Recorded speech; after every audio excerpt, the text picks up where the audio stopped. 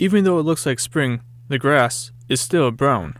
Plants at the top of the ground haven't had access to that groundwater for all of the winter because of the frost. But the warm-up we've just had, in fact, everywhere except southeastern Minnesota, which got reinforced by that snowfall earlier this week, everywhere else, the frost has just left the ground, according to the sensors from the Minnesota MnDOT's highway road sensors in central Minnesota. Now this is what Professor Wiseman was talking about. This is a soft soil profile graph that MnDOT uses around Minnesota. The blue line represents the depth of the frost layer, and the red line represents depth of thawed out soil. With the warmer temperatures that we had in the beginning of March, the soil started to thaw relatively quickly, and the depth of the frost layer started to decrease.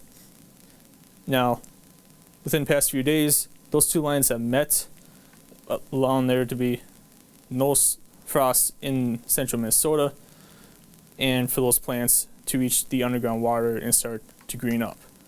But as we look to the southeast Minnesota around Rochester area, they still have a 20-inch gap between the frost layer and the depth of the thawed out soil. But with the warmer temperatures coming in next week, those two lines should meet up and then allow those plants to reach underground water and for them to start greening up.